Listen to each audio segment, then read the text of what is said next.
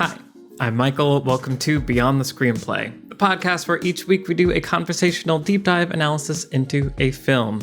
Today, we are talking about Raising Arizona, the 1987 film written and directed by Joel and Ethan Coen. I'm joined by the Beyond the Screenplay team, Trisha Rand. Hello, everyone. Brian Bittner. H.I. And Alex Calleros. Hi. It's right there. It's great.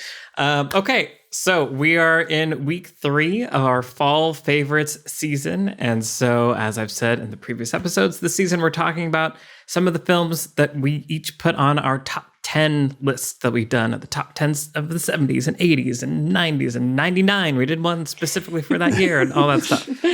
So each of us have chosen 2 movies from our lists, and over the next 6 weeks, we're going to continue to go through them. Last week, we talked about Mulholland Drive over on the Beyond Screenplay Patreon. That was really fun. I discovered I hadn't actually ever seen the whole movie. And Trisha, it was your first time. Definitely.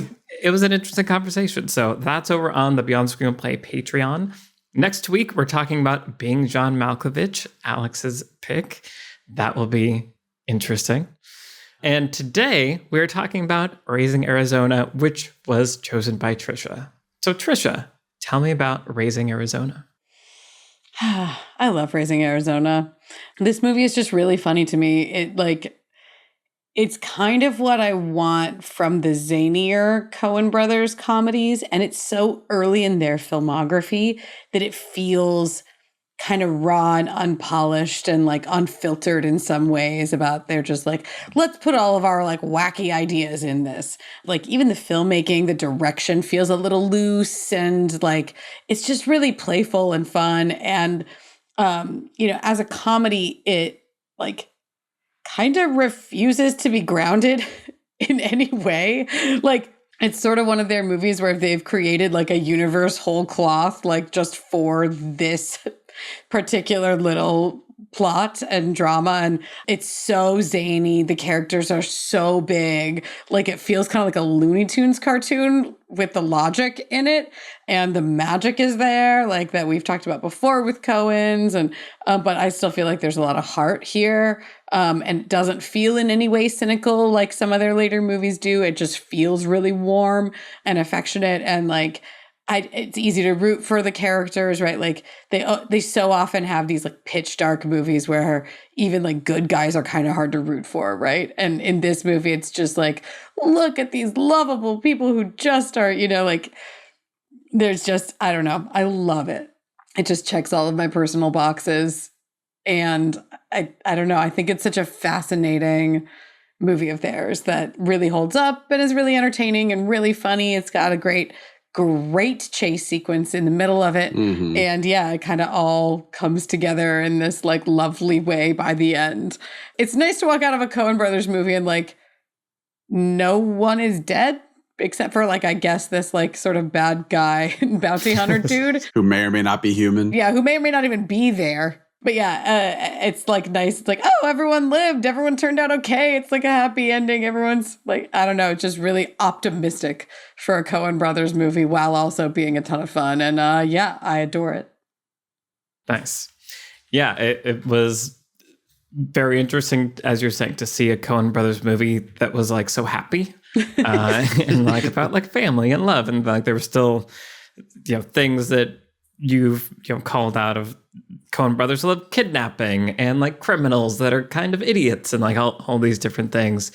It was, so I'd never seen it before. I think I'd seen maybe a scene and like knew the general premise, but wasn't really sure what to expect other than it was, early Coen Brothers.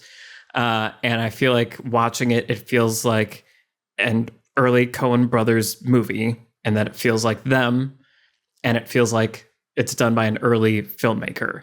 And it's interesting. It reminded me of E.T., because a lot of our conversation about E.T. that we did at the beginning was sort of about still pretty early in Spielberg's filmography. You can kind of see the unpolished roughness, maybe not perfectly applied technique, but the spark of it's cool that you were even trying to use this technique. And so that was kind of my experience of watching this, is like, oh, I can see you doing things that like in this moment, like are working or not working for me, kind of like off and on, but I know you are going to go on to later apply perfectly in all these different ways. And so it was just a really fascinating watch. I wasn't ready for the first 12 minutes to be like a Wes Anderson movie. Oh, yeah. I was like, oh, Wes Anderson, you just copied the opening of Raising Arizona. That's your whole thing. Interesting. Okay.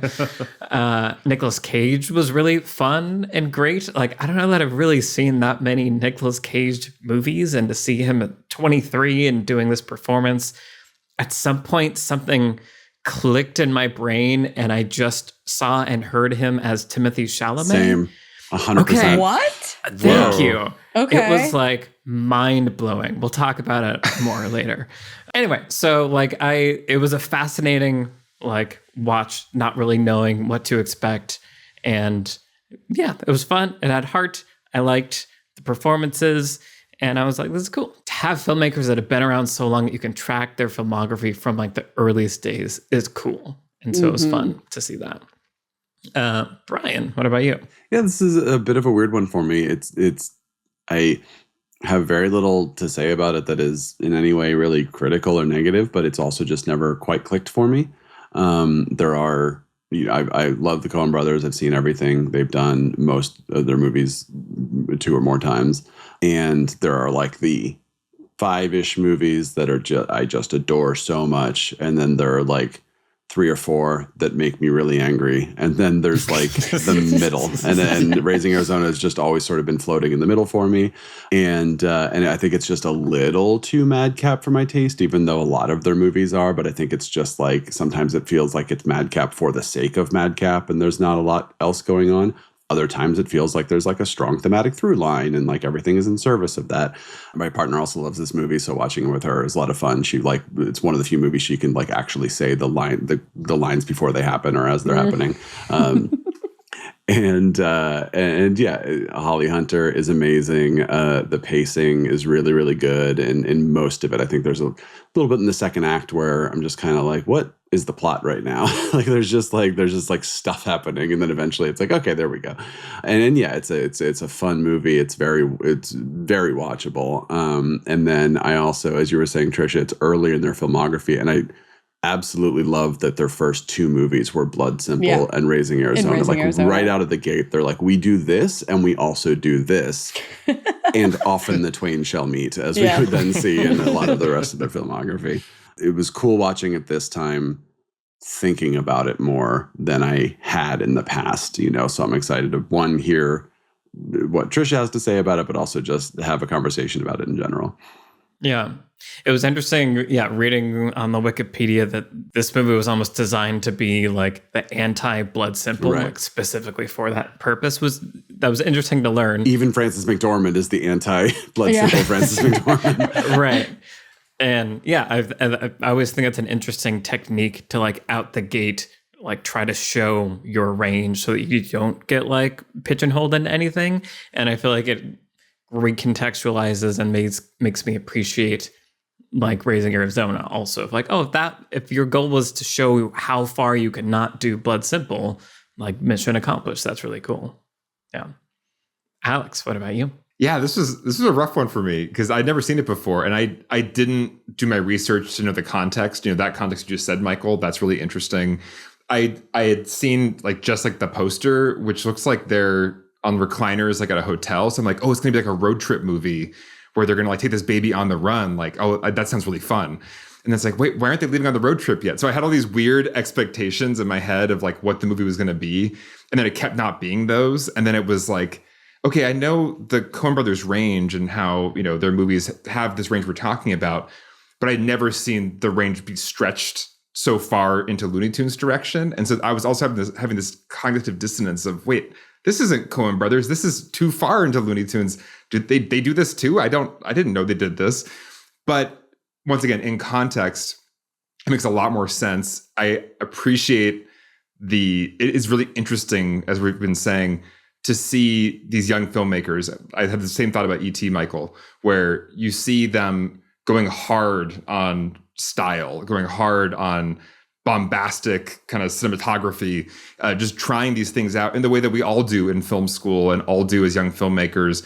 And then you can track that into the Coen Brothers' later films where they use bold cinematic techniques, but in kind of a more mature, more carefully sculpted way. Whereas this movie does feel so loose and so wild. And so, yeah, I was disoriented watching it and not sure like what mindset I was supposed to be in. But if I were to watch it again, knowing what it is, I would take it more as a madcap, almost just free experimental Looney Tunes playground for the Coen Brothers, rather than trying to, see it as like a Fargo or one of their movies where they do have these comedic characters, but there's also this restraint and this kind of classical filmmaking technique applied to the Looney characters. This is Looney characters with Looney Tunes filmmaking on top of the Looney characters. And that was just very disorienting for me in the first viewing. I didn't know I was going to get two of you that hadn't seen it. Gosh, you're welcome, gentlemen. Yeah, no, I do have to fill out my Coen Brothers filmography because I've seen a lot of their movies, but there are these, outliers that I have not seen. So I don't have the fullest view of their filmography because I'm kind of like Brian, where there are some that I really love. Some of my favorite movies of all time, they're on my top 10 list. Some that I'm like, what the hell was that? And then there's the middle. And there's just such interesting filmmakers that elicit such different responses from me, depending on the film. This episode is brought to you by Mubi, a curated streaming service dedicated to elevating great cinema from around the globe. From iconic directors to emerging auteurs, there's always something new to discover. With Mubi, each and every film is hand-selected, so you can explore the best of cinema streaming anytime, anywhere. Coming soon from Mubi is Bird, the long-awaited return to fiction filmmaking from Academy Award winner Andrea Arnold. Bird is a tender, compelling, and beautifully surprising coming-of-age fable about life in the fringes of contemporary society. A buzzy cast and Barry Keoghan and art house favorite Franz Rogowski, plus a revelatory central performance from newcomer Nakia Adams. Nakia Adams is the latest in a series of notable debut performances from Arnold, joining a canon of formidable female characters vying for freedom from oppressive systems. The New York Times calls it a beautifully shot, delicately moving coming-of-age story, and Little White Lies says a magical, energetic marvel from one of the UK's finest filmmakers. The film is in US theaters now, and you can visit Mubi.com/bird for showtimes and tickets. And to stream great films at home, you can try Mubi for free for 30 days at Mubi.com/Beyond the Screenplay. That's MUBI.com/Beyond the Screenplay for a whole month of great cinema for free. Thanks to Mubi for sponsoring Beyond the Screenplay. We should track this season, who gets the most people that haven't seen the movie. Except I was just scanning a list, and I think it's going to be Brian. He's going to get us in with Labyrinth. Right. Yeah. Alex, have you seen Labyrinth? I have not seen Labyrinth. All right. Yeah. Then Brian wins this award. Labyrinth will do it. Labyrinth will do it. You're welcome, and I'm sorry. I can't wait. It's the subtitle for this season. Mm-hmm. Yeah. Well, and so it's interesting also to think about them not just as early like directors, but also early writers.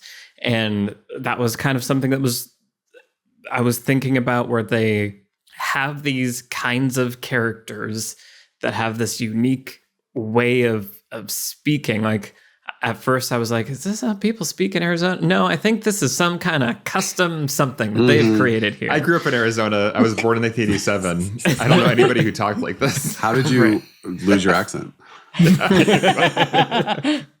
So yeah, it was interesting to see again the early kind of maybe bigger rendition of this kind of style. And we've talked about theme a lot with them, and there are these moments where I had a harder time tracking the theme, but there were these moments where it settled into this sort of introspective like meaning is being created. There's dream sequences Nicolas Cage has of the motorcycle man, Smalls, right? Lenny? Mm-hmm. Yeah. That, feel foreshadowing of things that would come in future Coen Brothers movies, and starts to introduce ideas of, like something about like what happens to the little things. So again, it just like as for writing and for filmmaking, it was impressive, fascinating, but also impressive to see how many of the seeds of like what would go on to grow being here and like making it, as you were saying, Brian, like just a really fun watch and just very entertaining. I think for the people that it clicks with, it's like a fun ride. Yeah. I think I was thinking about it this time, and I think the opening prologue is what I'm going to call it, does so much of the work. If you're going to click into the movie, that's your chance, right? Like that's kind of your window. Because it is so quickly announcing like the pacing is, thing number one of like, okay, hang on tight. We're going to cover a lot of ground. The characters, the way of speaking, as you're talking about with the dialogue, because it's narrated, right, by the Nicolas Cage character, Hi. And so it's like, if you're going to resonate at all with the way that he's speaking to you and the world of the story, it does so much work with the world of the story, and the filmmaking, right? It just kind of like steps up to the front of the stage and is like, okay, Raising Arizona, here is what it is, everyone. I think that it's so smart to basically tell the story of Hi and Ed, like, and keep that at the center of the movie, right? Like you open the movie with, here's how Hi and Ed met each other. Here's like what their love looks like. And, they come from opposite sides of the law, like, but there's something in them that sees each other, responds to each other, essentially like for thematic reasons, right? Like Holly Hunter's character, Ed, is this buttoned up police officer. Hi is this like, gentle. It's so interesting that he never uses a loaded gun, right? Like he's a gentle convenience store robber. He's really not trying to hurt anyone. And like, that's extremely clear. He doesn't want to hurt anyone ever in the movie, but it's like not just the opposites attract, but like they're puzzle pieces, right? Where they're like giving the other person the thing that they're missing, which like, a sense of excitement and adventure in the unknown for Holly Hunter's character, and like stability in family life for Hi. And so I think that centering it on their love makes them sympathetic from the very beginning, and it keeps us caring about what happens to them, right? They are not your average criminals, A, because they're bad at it, but B, because what they want is something pure, right? Like their love is pure. We see that. What they want is something pure. We see that too. And we understand and sympathize with the position that they're in. So for like, in terms of establishing from a story point of view, the problem, right, that the characters are going to have to encounter that then creates the premise of the movie. Great. So it crystallizes that problem, but it also really shows the dimensionality of the characters and really invests us in their love story, because bringing a child into the world is a central part of their relationship and their love story. And so what they're trying to form is a family, and that's going to be sympathetic every time. Yeah, this is kind of a movie of contradictions in a lot of ways, where it's like you have a cop and a robber, and you have like they're stealing, literally stealing a baby, but it's because they can't have kids. They want to start a family and everything, right? And like even the brother, William Forsythe, the non-John Goodman brother, is like covering the baby's ear when they're fighting, right? The ears when they're fighting, and then like. Glenn and Frances McDormand, who are like the normal couple, they're swingers and they're like, messed up in their own. So it's like there's a lot of dimensionality in a movie where they could everybody could just be incredibly two-dimensional. Just sort of, you're here to serve your purpose, like Smalls, right? Like you're here to serve your purpose and that's it. And then also the Arizona family is sort of like either kooky or just nothing, almost in a way where you're like, sure, you can steal one of their babies. That's fine. We don't care. So yeah, it does a lot of kind of framing to make us not actually in any real way like judging the main two characters for the choice that they make, because you're just kind of like, one, this movie is Looney Tunes, and two, like I care about them and I don't really care about anyone enough to be like, oh my gosh, how dare you take this? And they've got 5, you know what I mean? Like it's just, they do a lot of work to be like, it's fine, they're stealing a baby, don't worry about it. Yeah. Even like they're not sure which one got stolen, right? It's probably Nathan Jr. Goes and he's still marketing his right. He's still marketing, and then that even sets up the running gag of Junior, they don't have a name for the baby, and so sometimes it's just maybe it's Hi Junior, and then when John Goodman and the other guys steal it, they call it their name Junior. I forget their names.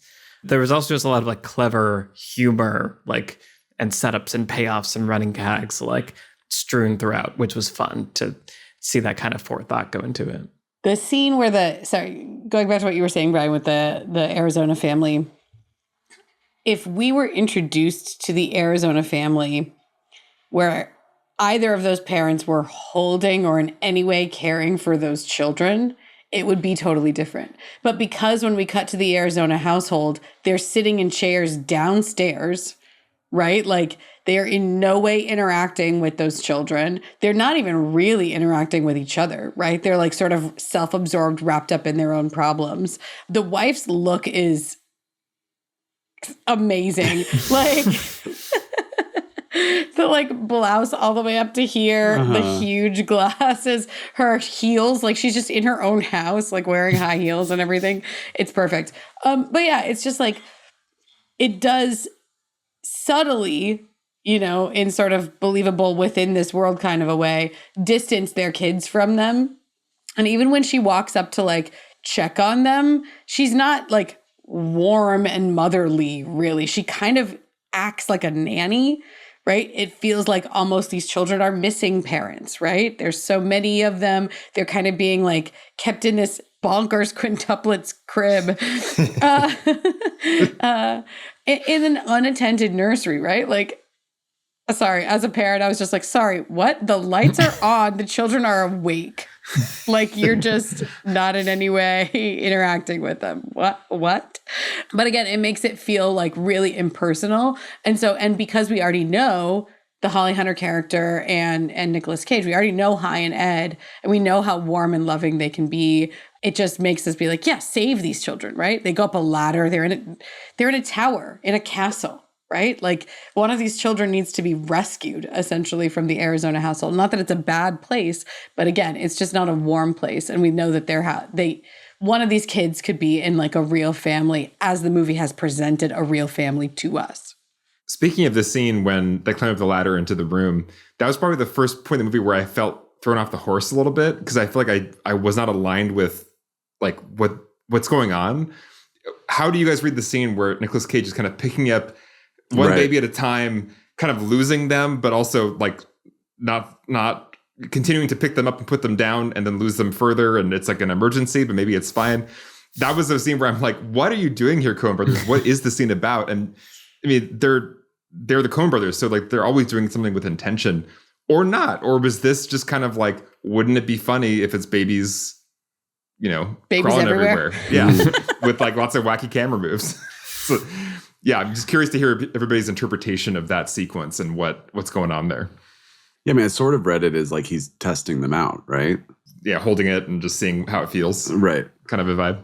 Yeah, I mean, that's how I've always read the scene, but I agree with you, Alex, especially this time around. It's pretty bumpy. Because the movie doesn't tell you in any way. It'd be different, right, if there was a scene in the car where she's go up there and find the best one, right? Or even something like that. That's all I needed. All I need, just go and find the best one. As it is, I'm I don't have that information, so I'm wondering why he isn't just snatch one and leave, right? If your goal is to not get caught, just grab it and go. Yeah. Not even come back with one, right? The first time around, and then he has to go back. Yeah.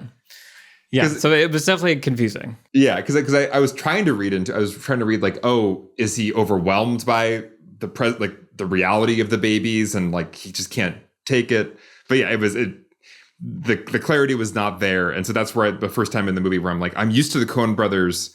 Even if I don't get it the first time, I know it's my fault and I got to watch it again and get it. But this time, I don't think it's my fault this time. What's going on here? Well, and there are a few of those things in this movie that I just chalk up to the earliness of this in their career and kind of their youthfulness. And they're just they're trying stuff. They also, I do think it's really interesting here. They have a few actors in this movie that they didn't ever work with again. And you just wonder if maybe something never really clicked with some of the actors, with their style and, you know, kind of like, I don't know, I feel like it would be really hard just putting myself in my mind in the experience of filming this movie. Keep in mind, there are no Coen brothers as we know them now, quote unquote, in the world when you're on set making Raising Arizona. And the only reference point you have for these two dudes that are talking to you about what's going on in the scene is Blood Simple. And you're just like, sorry, what are we doing here? Right? There's so little. I just feel like if you can't get onto the wavelength in the experience of making the movie, then it's really, I don't know. I would imagine working with early P.T. Anderson is probably the same way, or like Wes Anderson, right? Like you look at something like Bottle Rocket or even like Rushmore, you're like, okay, so we were still discovering what our whole thing was going to be, and conveying what our whole thing was going to be when we didn't even really know what it was to the actors and everybody involved in making the movie.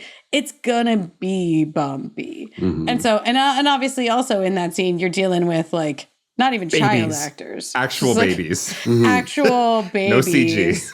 Yeah. And, you know, you guys don't have as clear of a point of reference for this as I do. But, like, these kids are 8 months, I'm guessing, maybe 10 months old.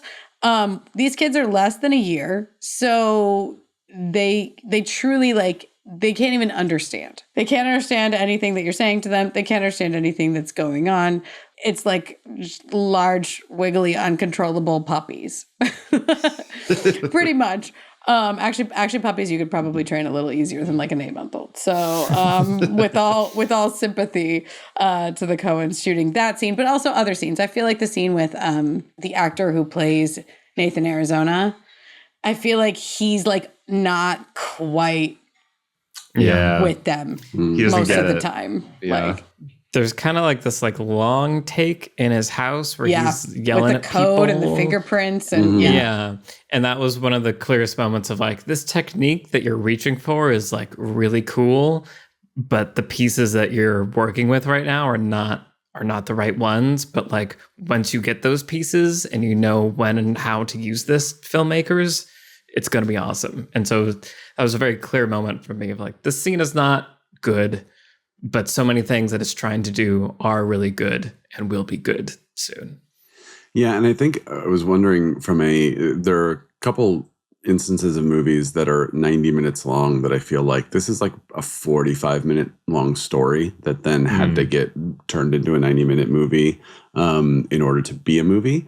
And I don't feel that way about Raising Arizona, but I do feel like for a movie that's very short, there are scenes like the one you just mentioned, basically scenes where the main characters aren't involved, where I'm like, I don't really know that we need this, right? So the scene between Smalls and Nathan Arizona, where I'm just like, the scene is in and of itself is fine and is doing some interesting things in it, but at the same time, there are these kind of second act things, like I mentioned earlier, where it just sort of feels like I'm not sure where here. There was like one too many characters or one too many little mini plots going on before things start to kind of be basically before the huggy sequence, and then kind of things start really like drilling down to the end of the movie.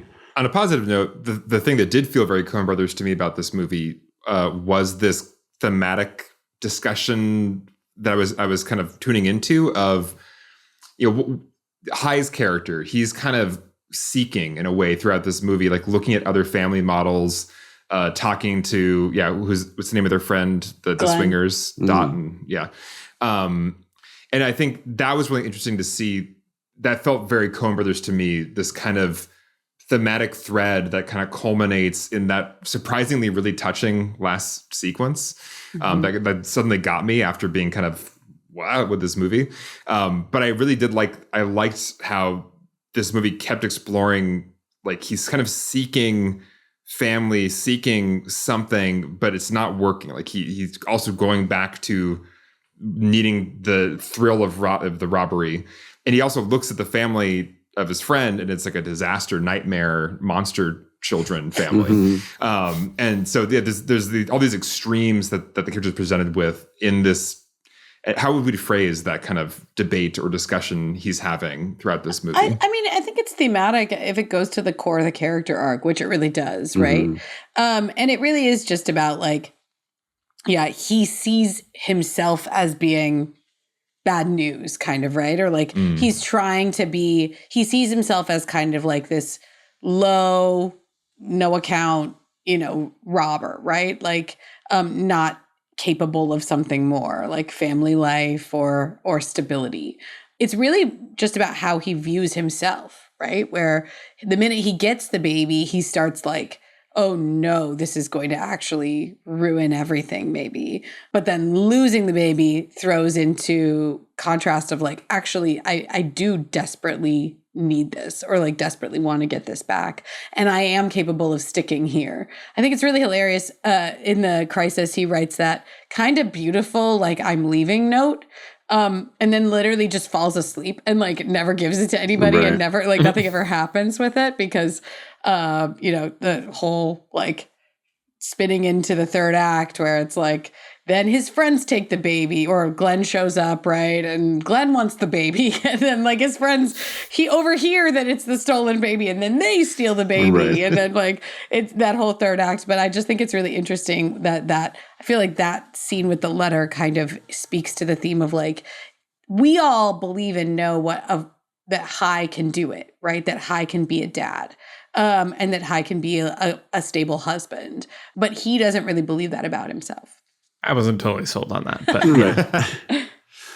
and then I think there's the sort of adjoining theme of like the consequence of your actions, right? Which is what Smalls is doing in this movie. Essentially, it is sort of like as soon as Hai starts doubting what he did, then he's like, I have this dream about this thing, that this person that's chasing me and everything. And then of course, what do they do at the end? They put the baby back, baby back.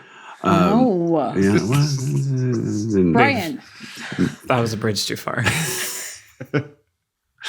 I'm tired. And then also, Smalls being the thing that I've referred to as the implied magic in Coen Brothers movies, right? Like they're movies that don't have literal magic, which some of them do, but where these forces of nature, right? And it's like if Anton Chigurh is sort of representing kind of inevitability or death or future, however you want to read that, then Smalls is representing kind of karma, your actions catching up with you. And I think that's cool. Maybe also why I don't know that I need the scene with him and Nathan Arizona, because I don't know that it is doing that. He's more like, hey, I'll just sell your baby to someone else or whatever. And it's like, okay, but then it'd be cool if that scene felt like it was the theme stated scene almost from that character, right? Like the coin toss or the scene with Carla Jean that Anton Chigurh. The Coen Brothers hadn't become the Coen Brothers yet, obviously, right? But yeah, I do like that there is a character like that who kind of just, if we talk about characters who are archetypes, like character archetypes, I like characters who are sort of like thematic archetypes. I guess I hadn't like thought of that phrase before, but I feel like Coen Brothers are good at that. I think it's really fascinating. I was picking up on it this time around, to your point about consequences. So one of my favorite little moments in the movie is when Holly Hunter is singing to the baby in the morning, and she's just walking around and holding the baby, and she's just singing, right? So like she says he had a nightmare, which is really interesting because children that young definitely do not have nightmares or dreams. They don't have language. So anyway, she's singing to the baby, and she's singing a murder ballad, a traditional murder ballad. And the song, if you've like ever looked up the lyrics, which of course I have, is about, a criminal who murders like a young woman, and he is hanged for it at the end. But the lyrics are told from his point of view. And it's the section that she's singing in the movie is about that criminal singing, the murderer singing, like, I did do this murder, I will climb the gallows and hang for it, right? Like an acceptance of the consequences of his actions. And the melody of that murder ballad is woven throughout the score, especially in the third act and in the climax too, where they're like facing down with the bounty hunter that's there. And so I do think to your point, Brian, that's a really clear theme that's coming through. I think that the suggestion of the ending, right, is that like it might be okay, right? Like that the consequences of your actions, if you take back your actions, right, like maybe you have a chance to not face the full horribleness of their consequences. I do think it's interesting in the side characters, John Goodman's character, their names are Gail and Avelle, I think. Really funny how they're all these gender neutral names for every single character in this. It's like, what are these first names? But they go back to jail on their own, right? They like literally climb back in through the hole, the tunnel that they dug. They're just like, we were wrong to climb out. Right, of course, but yes. Again, the suggestion that like, if you're lucky, maybe you can take it back, right? Or like, there's this idea of like, if you don't want to open the Pandora's box, just slam the lid shut real quick, right? Like, it's a really interesting sort of thematic exploration that, resonates kind of throughout a few different plot lines. Something really interesting thing about the Coen brothers in general is they are interested in these kind of right and wrong, did you do something wrong? How do you make up for it? I feel like a lot of modern filmmakers, that's too pedantic a question to investigate. We got to do something more esoteric or big than like what almost feels like a childhood lesson of, if you do something wrong, there's a consequence, or how do you atone, or whatever. There's something kind of simple and basic about these moral lessons they're exploring that I don't see other filmmakers really doing in that kind of pure way. So it's something I've observed from this film and a lot of their films is just talking about I love Fargo and the end of Fargo, just this really simple perspective of the protagonist in that film.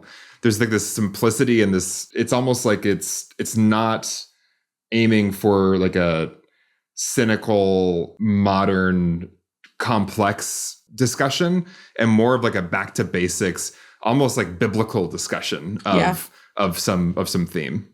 So it's very interesting. Yeah, as you guys were talking there, I was like, is this a Paddington movie? I feel like this could be a Paddington movie. Right. Because for some of those reasons of like, it feels simplistic, feels like a moralistic tale that we like might tell children, but like adults need to learn morals too, maybe even more than kids sometimes. So there is, even though I feel like the clarity of these thematic discussions isn't there enough for me to like grab onto while I'm like in the movie, I am still like feeling myself affected by it in this kind of mystical way that I associate with the Coen brothers. And so again, that power manifesting itself in this film, even in the like these early days, is just really interesting.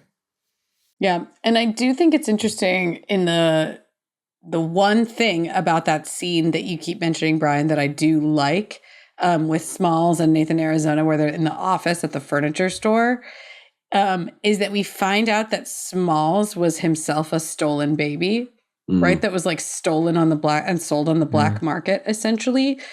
And it's kind of like, the cautionary tale of like, what happens if you like, this is what Nathan Arizona could turn out to be, right? Like, and so there's this sort of sense of like, when you bring, the baby into like the world of crime, then like he could become the evil of this evil biker. And it's interesting, he has the tattoo, right? The Mama Didn't Love Me tattoo and the like baby shoes on his bike, right? Which is the last image we see of him, right? The baby shoes survive the grenade. But there's like unresolved trauma in his childhood from having been a black market baby himself. And like, this is the potential future of Nathan if we don't take him back to his nursery. And it's, again, it's so, it is so simplistic, right? Like it is just this, moralistic tale. I know they were influenced by Flannery O'Connor, who I love, and William Faulkner, and like these great American authors who kind of explore morality in these sort of like morality plays. And I love that. And I want to mention, related to that, but also, I quickly mentioned, clarified, it's in High's dream, right, that, everything works out well. And I like that as an ending, because I like the, I was thinking about Shawshank a little bit while watching this one, because of the prison break, and this almost feels like it was made after Shawshank as like a spoof in some ways. Right. When they get out, I was thinking that. I was like, this feels like a SNL spoof of that scene. With the rain, yeah, and John Goodman's like there with his arms out. The way he's screaming is so over the top. So yelling. Yeah. My other note before I say what I was saying is like, there is something fun about writing characters and directing your actors to just be as extreme as possible. Like Holly Hunter is incredible, but when she just starts going like, I love him so much, and just like, just John Goodman screaming and Nicolas Cage being full Nicolas Cage. It's like, I think on a macro level, that's why this movie doesn't super work for me. But at the same time, it is so damn fun to watch in a micro, like whenever it's actually happening. No, but I was thinking about in Shawshank, like the final narration with like, it also ends with narration of like, here's how kind of things work out. But it's actually Red saying, I hope to see my friend again. I hope that this will happen, right? And the movie pretty clearly says what you're seeing is what is actually happening. You're just reading a letter from before this happened, right? But obviously, if you wanted to be cynical, you could read it as like he is just hoping that the things you're seeing will transpire. Whereas in this movie, it is actually like High having a dream saying, I'm seeing a future where all of these things happen. And those things are so perfect and so convenient that I actually really like that it is not saying this is actually how everything goes down, because that's not, the point is not actually where things will be. The point is that's where High is at this point, and that's where these characters are at this point, is they are in a place of inner peace and then hope for the future, and at least wanting to work towards a future in which that could look like his dream. Yeah, and that's why that sequence is so touching in a way that I don't think it would have been, like you're saying, if it was presented as this is literally what happened, but like the hope of this future is what's moving. You made a really good point, Brian, about Shawshank Redemption. I don't think that scene would make me cry if it was just the actual events happening. But that scene always makes me cry because he's saying, I hope I see my friend again. And there's something about that bittersweet middle ground of, we're not saying things are going to work out in this fairy tale way, but these characters have hope and they're striving for it now. And that's what makes you cry. Just like when Leia shows up at the end of Rogue One and says hope, and you're like, oh man, yeah, you nailed it. Sorry, it's okay. Got lost track. I was just gonna jump in and say, can we talk about Holly Hunter for a second? Which I just feel like she is the heart of this movie in so many ways, right? But also like in not a flawless way. There are times where I think her performance is like too big, or it like really truly calls attention to itself. I think that the chase sequence in the middle is immaculate, and her performance throughout is so perfect, where she's like, hang on, Junior, we gotta go pick up Daddy. And like, she's just like, turning the wheel and the way she's driving the car. I love every second of it. But I think it's before that when they're arguing, or maybe right after. No, it's right after when she picks him up and they're like having that, brawl about like, what kind of family life is this? And the way that her face is moving, like her performance is so big that I do think it really strays into almost too far territory. Under the circumstances is understandable, but there are so many scenes where her performance is like pitch perfect in the world of the scene, where she's with Frances McDormand, and Frances McDormand is like, I don't know, slapping butter or mustard or something on 1,000 pieces of bread at the picnic table. And she's talking about the dip tet.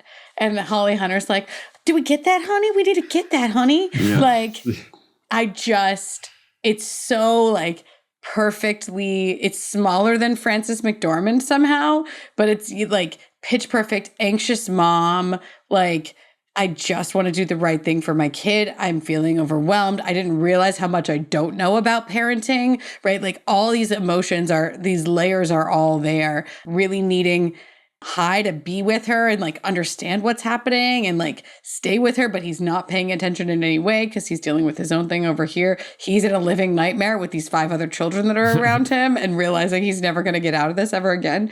I don't know. There's something about Holly Hunter's performance that finds the humanity of that character, even when she's being like huge. I just think it's the most perfect casting I could ever think of. And I know they wrote the role for her, which makes so much sense. But like, yeah, just somebody who can like keep it together even when it's like clownishly big at the same time, right? She's being clownishly big, and yet there's this earnestness in the character that believes every word of it and is fighting tooth and nail for her life and death situation. When she's like storming up to the biker at the end, directly into the line of fire, like he could kill her at any moment. She's like, I want that baby. Give me that baby. And like just making a beeline. It's just the like perfect portrait of motherhood. And I can't describe it another way. There's no movie without Holly Hunter. I just firmly believe that. Yeah, the energy she embodies in those scenes is perfect. And Nicolas Cage, it was really a thrill to see like a really young Nicolas Cage playing this type of character where he is this kind of sweet, earnest, dumb guy, you know? And I really was endeared to him in a way that I wasn't expecting because, yeah, it's been a long time since Nicolas Cage was this young doing this kind of performance. And we've seen him in so many movies in the last, 10, 20 years where he's now just become Nicolas Cage, playing Nicolas Cage, or he's being cast almost as like a joke of Nicolas Cage. And just to see him in this early, young, pure form was really fun. And like Brian and I said at the beginning, it's Timothée Chalamet. Yeah. Let's talk can you about this. Explain this? Like, I don't understand. The facial structure I can see. Right. It's the facial structure. It's the like tiny frame. And then it's the like dead eyes where you can tell that like the human has been extracted and just replaced with an actor. I think is what does it for me.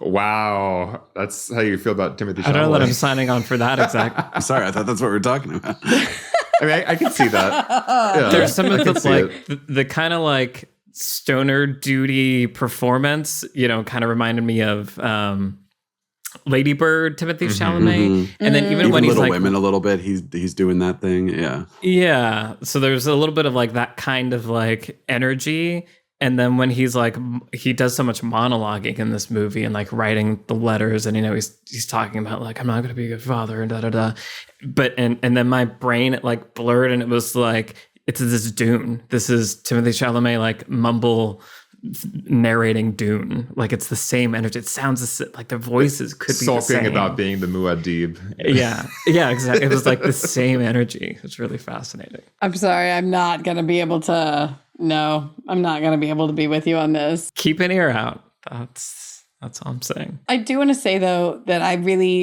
think the dialogue here, the dialogue is written at what I'm gonna call an aspirational educational level for the characters. Right. Right? Where you get the sense that I mustn't tarry. Right, I mustn't tarry. You get the sense that the characters are trying to be more sophisticated and more intellectual than they really are, or imitate a way of speaking that they've heard in like literature or whatever. And so the scene where they're bringing Nathan Jr. home for the first time and he's like showing him around the trailer, right? It's this blend of like, yeah, again, sort of like a lower educational level, right? A very blue collar type of person. And then he is attempting to introduce his son to like, here's all the lofty things that we want for you. Or like who we want to posture ourselves to be as parents. Like, again, it's aspirational in the dialogue. And I think it's so, funny, because we've talked before about incongruous, like people who don't understand the world that they're in, right? Like, we talked about this with Oh Brother, Where Art Thou? Where it's like, it's very prototype, like Oh Brother, Where Art Thou? And it's funny, right? It does comedic work. But also in this case, it makes the character even more likable because you see that he wants more for himself or wants more for his family than the reality that they're in. And especially in the way that he's telling the story to us, right? Because there's a whole bunch of it in the voiceover as well. He doesn't always speak this way to the other characters. He speaks this way to us.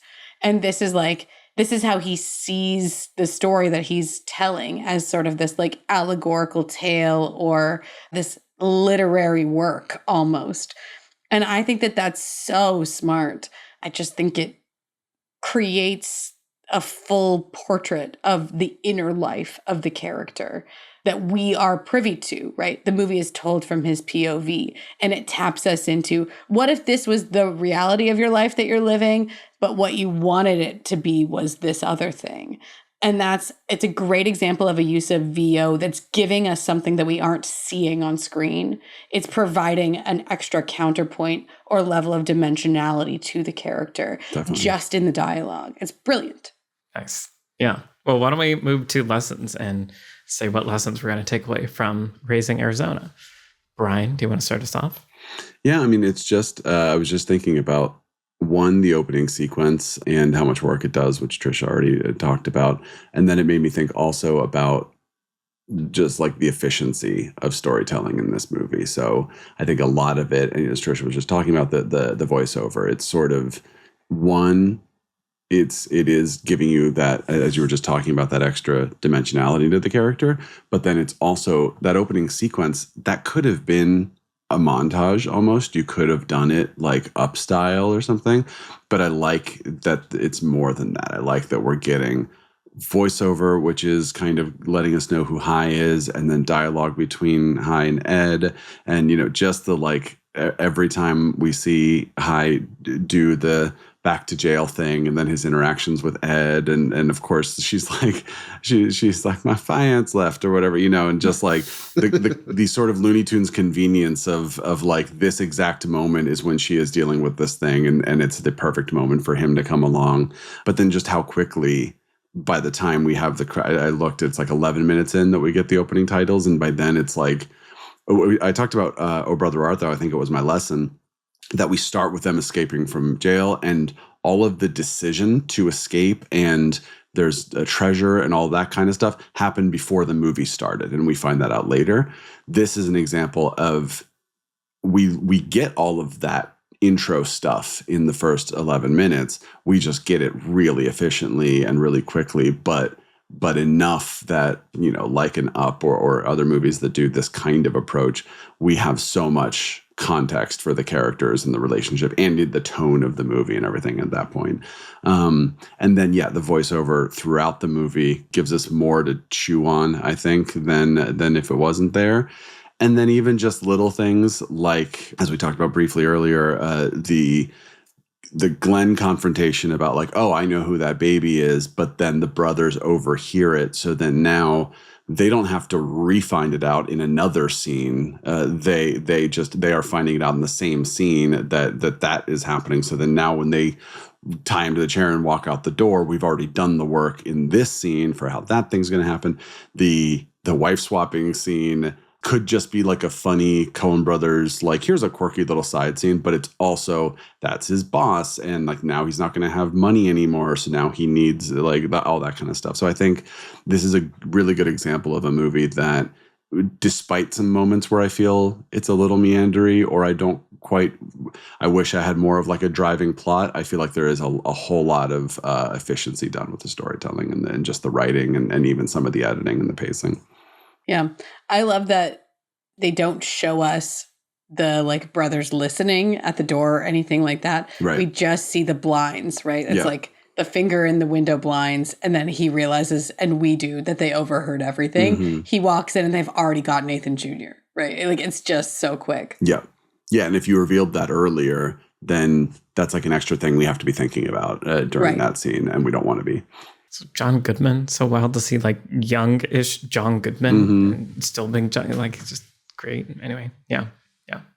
Alex, what's your lesson? Well, you just mentioned John Goodman, and my lesson was going to talk about his character Gale, because I think, once the movie got to the ending, and I really loved that last sequence where we do see Hai kind of dreaming and visioning, growing old with Ed, having generations of family that, you know, they've created and that are coming after them. Then thinking back across Act 2, you know, Act 2 is all the doubt that is kind of coming in the way of that vision. And we have the scene with, the family with the monstrous kids. But then we also have Gail, who comes into their lives as this unexpected guest, unwanted guest in Ed's perspective, who keeps raising, you know, these doubts about marriage itself, not just having a baby, but, oh, she wears the pants around here, doesn't she? Mm-hmm. Anytime Ed, you know, is having very reasonable desires to get these men out of our house, he's pushing back and constantly putting it on high in this kind of, you know, patriarchal way. Oh, why is she ordering you around? Wait, what are you even doing with her? Is this the life you want? And I think it's just a really clever character design to bring that character into the movie when he comes in, to just be this constant pressure on high, which I think ultimately pushes him to kind of act out with the robbery scene that gets him into so much trouble. So yeah, I just thought it was great character design, and it was really fun watching him in all those scenes between Ed and High, just poking. Yeah, and I made a note. I was like, why are they in this movie? I was just trying to, other than like to be another source of conflict. And then I think around that scene, I clocked exactly what you were saying. Was like, oh right, it's the devil on his shoulder, because if he just says, I'm done with crime, I'm going to start a family, we're going to steal a baby, but then that's it, then what, right? But then right. Then it's like you have his own internal, right? We should go to I'm driving by a convenience store, and then we go the Huggy sequence. But then you have a literal person there, I like also adding that pressure. Yeah. I do wonder if the two brothers could have been condensed into a character, sure, like a single character. Like for mechanical purposes, it's helpful to have two of them because they need to rob a bank and they can argue with them. Yeah.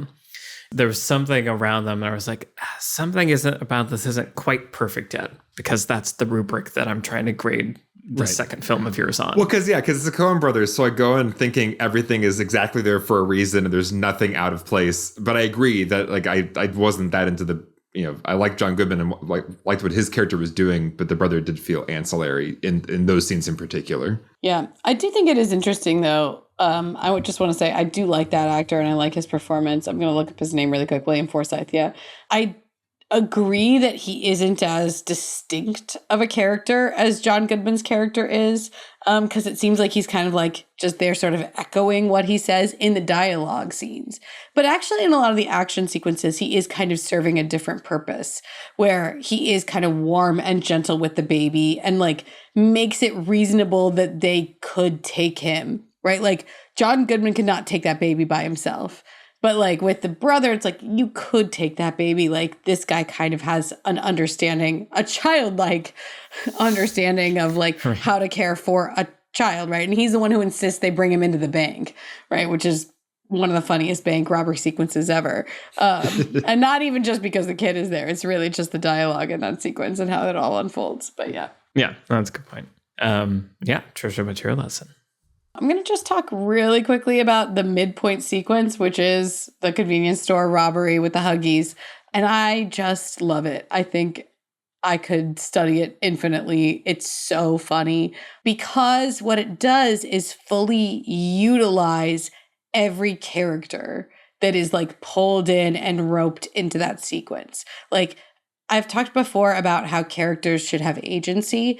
They should have the ability to affect the plot. And in an action sequence, they don't necessarily need to affect the overall plot, but they need to be able to affect the direction of the action. And so like everybody from the convenience store clerk, right, who pulls out a gun and then like runs outside with the cops to try to shoot Nicolas Cage. There's so much shooting in this scene for like stealing Huggies. Yeah, but then also the cops, right? Like I can track with like where the cop cars are, who the cops are. There's the guy in the bigger grocery store that pulls out a shotgun and is like loading his shotgun. But yeah, and just like even like, you know, the dogs the woman with the shopping cart. Like, the moving pieces of the scene are so effectively used to create the twists and turns of the sequence. And it's so rare to see that done as effectively as this, where essentially it's just a good old-fashioned foot chase. There are a couple of car elements with Holly Hunter driving around, but really it's just a foot chase.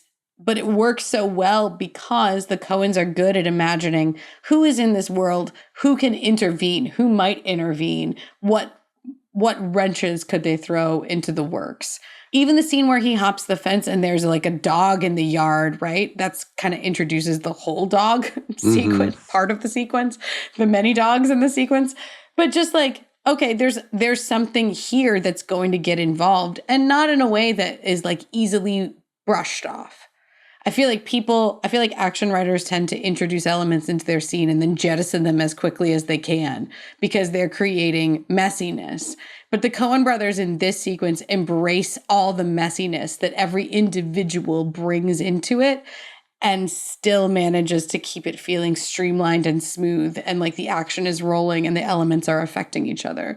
Like when the woman with the grocery cart is running from the dogs and she runs into the cop who's about to shoot him. Like when he pulls down a different thing of diapers and throws it at it's just like all of these different elements of the scene are working in orchestrated concert, but none of them are extraneous.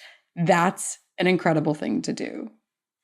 Well, I think they're all extraneous. That's kind of the point. Sure. By which I mean, what I was about to say is like you get that scene by making a movie like this. Because if you were trying to do something a little more straight, you couldn't have half of those elements and have anyone really buy that like all of these things are happening at once. But when you make a madcap movie like this, you can just be like, also dogs, also this, also they're just shooting in the store, even though there are like people in the store and they're just shooting a guy who has Huggies. Like you can just do all that stuff. But you're like throwing all these pies in the air, and then we're just watching them just like chaotically come down and hit you in the face, like whenever they happen to. So then suddenly it's like the shopping cart. It's like suddenly you're like, oh yeah, I remember that. And it's like, it's a weird sort of thing where I would never tell someone to try to do that in their movie. But then also when you are making a crazy movie like this, that's kind of the exact thing you can do to sort of show off. It's kind of like what I was saying about you can just have characters that are so extreme and have the actors be so extreme. It's the same with the chase sequence. It's like, well, let's do the most extreme thing with the most elements and the most, like I said, pies flying in the air and just coming down and hitting you in the face at all different times. And like, that's not a good or a bad thing. It's just a thing you can do in this movie. So if you are making this movie, then go for it, right? And that's chase scene just goes for it so hard. We've mentioned Looney Tunes now, I think 20 times on this episode. But another movie that borrows a lot from like Looney Tunes style of action and is What's Up, Doc? Which is a Barbra Streisand and Ryan O'Neal movie that I really love. And there's a chase sequence in that has probably as many elements as this. It's a chase sequence up and down the streets of San Francisco. And that's like a movie with like kind of mistaken identities and like 3 different suitcases that all look the same. And one of them's full of gold and one of them's full of rocks and one of them's full of something we don't even know what it is. It borrows straight out of, these like wacky comedies that are as big and complicated as possible. And they're almost daring you to keep track of everything that's going on. But to pull that off and then have the argument unfolding in the car at the end of the sequence capped off by like, oh, turn here, honey. Oh, turn here, honey. And then he snags up the Huggies right at the very end from where he dropped them. It is. It's exactly what you're saying, Brian. It's showing off how good you are at doing this kind of thing. And also yodeling. Don't underestimate yodeling. Yeah, it made me like wish they did more action because they're so good at it, but it feels like they pull that card out very infrequently. I guess No Country has a shootout. It has which a is midpoint, really good, complicated shootout chase sequence. Yeah. So that's also that like restraint of like knowing you're so good at so many things, but always pulling the exact right tool out is a kind of maturity that I feel like every artist longs to develop over time, which is impressive. What's your lesson, Michael? I really liked the first dream sequence that we've talked about where it introduces the Smalls character. I feel like that I kind of leaned forward in my seat metaphorically when that happened. And I was just appreciating how simple a tool it is like, we've seen this character, we understand what he wants. He's taken a questionable action to do it. And now he's going to sleep and we're seeing his dream. And it's rendered using what film can do so well with visuals and sounds. And it's creating this kind of metaphor, meaning, symbol personified in someone, which is also really interesting. And as we talked about, that goes on to have meaning. They go on to use that, like No Country, the personification of an idea. Like, that's all really powerful. And I was just struck by how simple it was. Of just, he goes to sleep, he tells us about the dream, and we're seeing these images, and suddenly I have like a much deeper appreciation for like what this character is struggling with and like what it means. And obviously that technique can't just copy paste that into anything. You have to be tonally aware of the story that you're working in and the genre you're working in. And there have been really bad dream sequences that are really self-serious and backfire.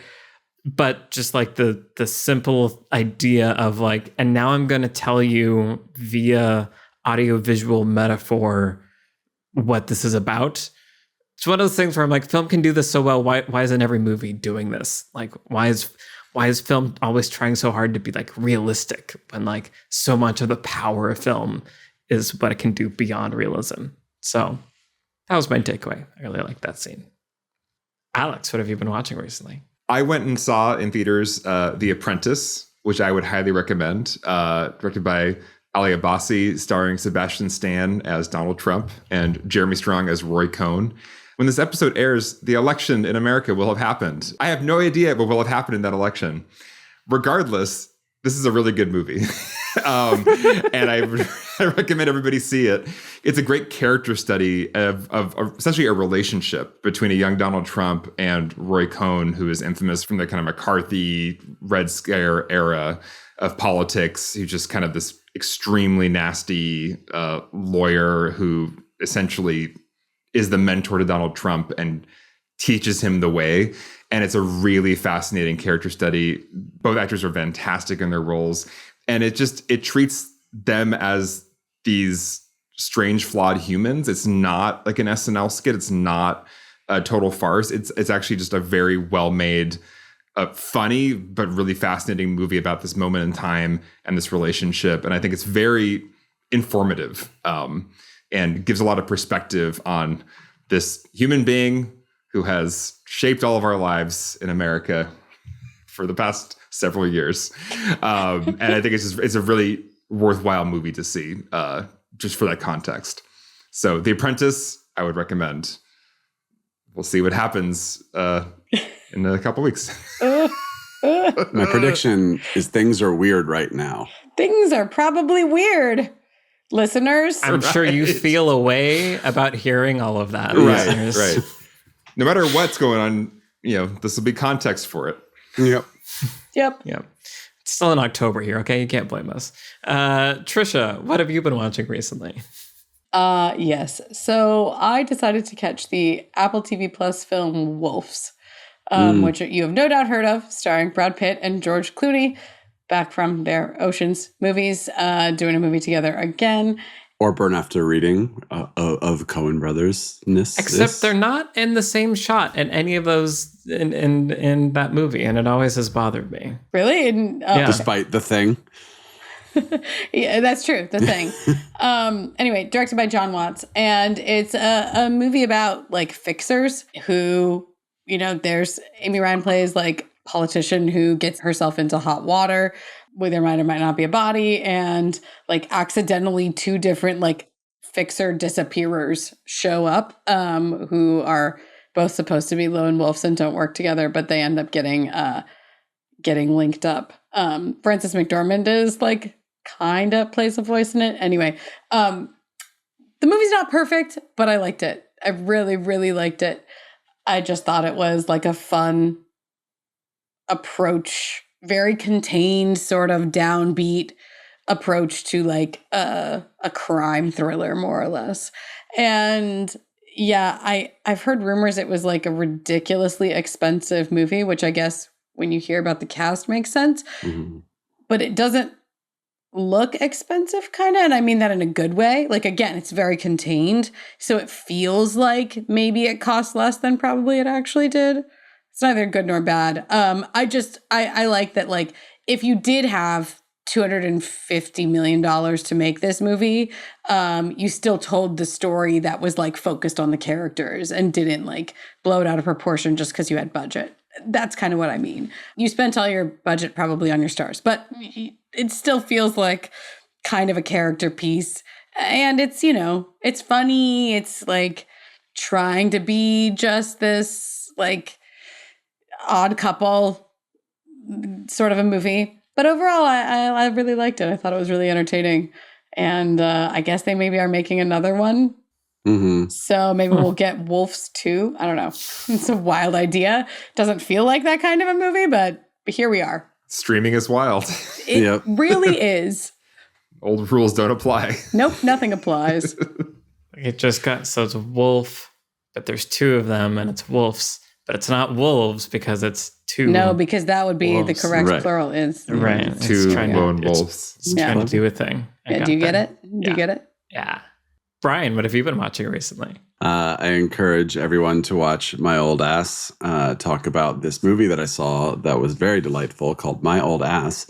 And it was directed by Megan Park, who also directed a movie, The Fallout, that was a couple years ago that I also really liked. So she's 2 for 2 in my book, and I'm very excited to see what she does next. But if you haven't seen the trailer, it's Maisie Stella is the lead, and she gets high in the woods with her friend, and then Aubrey Plaza, who is her 40-year-old self, shows up and starts talking to her, and becomes pretty clear that it's actually happening and not just a hallucination kind of thing.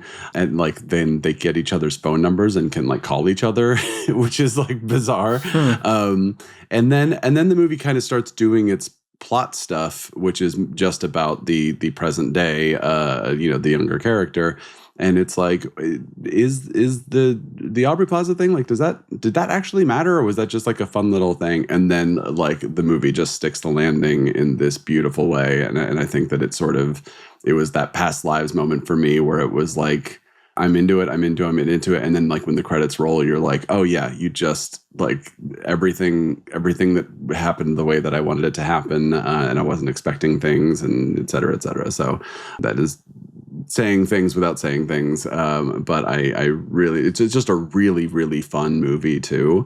And then just kind of like does poignancy in a way that it does that sort of comedy drama thing, and that just like perfect tone balance. So yeah, My Old Ass, really enjoyed it, and am very cautiously optimistically hoping that maybe it gets some attention during award season, because I think it deserves it. Nice. Very cool. Michael, tell us what you've been watching. So I recently watched Hail Caesar, another Coen Brothers movie that I had not seen, and I'd always been curious about. Like, after seeing the trailer, I was like, okay, old Hollywood stuff, that seems fun. The cast is crazy. Like, I'm kind of into it. And then heard, like, mixed to meh to was sort of like the vibes and reviews and stuff. But one night, we were just like, we're going to watch it. Let's watch it. I really enjoyed it. I feel like maybe it's kind of like a Raising Arizona thing for me, where just like for some reason, like it clicked, and the comedy, like I just wanted to be in this world. I found it really amusing and funny. I didn't mind there was a Channing Tatum musical number that didn't really involve the plot. I'm not saying it was good, but it was really fun and really well executed, and I just enjoyed the heck out of it. So that is another Coen Brothers movie that I've seen now that I really enjoy it. I think the subject matter of like early Hollywood appeals to me. Watching Josh Brolin be like a Hollywood mover and shaker is fun. It was so much fun, and there was care put into rendering all these scenes, and it was, I don't know, just a lot of fun. So, Hail Caesar. I think it's fun. And for me, it's in those 3 or 4 "this makes me mad" category. I've only watched it once, but I was like actively annoyed by it. So I do really want to give it another shot. There are definitely scenes that are really fun and everything, but it kind of it does the thing it's doing so much in a way that I'm not too crazy about. And I think I've liked Macbeth and Drive-Away Dolls more than Hail Caesar. So as much as I'm like, please don't break up Coen Brothers, I'm also like, well, if this is what those, the product of those ventures is, then so be it. But yeah, it's good to hear you liked it, and it's definitely been on my list to one of these days give it another shot. I'm with you, Michael. Thanks, Trisha. But I also like Intolerable Cruelty, so my bar is. I love Intolerable Cruelty. I also love a serious man. Like I'm really just here for the wide range of it. Yeah, Coen Brothers. Wow, what an interesting. They made a lot of movies. Yeah, Alex. it's just like that, and just the feelings that one can have about them are so varied and so individual and different for all of us. It's kind of interesting. Yeah, Serious Man might have been my first Coen Brothers movie. What? Wow. Sure. Yeah. Before Oh Brother? How? That's not true. Okay. Oh Brother, for sure. Whew. Okay. Yeah, that would be a Hang really intense first Coen Brothers movie. Yeah. This is crazy. Anyway, yeah, that's weird. Awesome. Okay, well, it's been our conversation about Raising Arizona. As I said at the beginning, next week we will be back with Being John Malkovich. We've all seen that. Yes. Is that correct? Yeah. All yes. Right, cool. Yeah. Many times. So we'll be revisiting that, which will be fun. And then afterward, lots of fun stuff left in the season. Labyrinth, right after American Beauty, Mrs. Doubtfire, LA Confidential. This season is wild. And it's going to be a lot of fun. Thank you, as always, to the patrons that make this show possible. If you want to help us make more episodes, get access to ad-free episodes of every episode. I'm going to say episode one more time. You can head over to the Beyond the Screenplay Patreon, where you can also get patron-exclusive episodes like last week's on Mulholland Drive, which is really fun. Thank you to our producer, Vince Major. Thank you to our editor, Mike Wuerth, and the whole Nebula Studios team. I'm Michael Tucker. I've been joined today by Trisha Rand, Brian Bittner, and Alex Calleros. All of our Twitter handles are in the show notes. Send us a tweet and say hi, and we will see you in the next episode for Being John Malkovich. Okay, then. Bye-bye. Bye.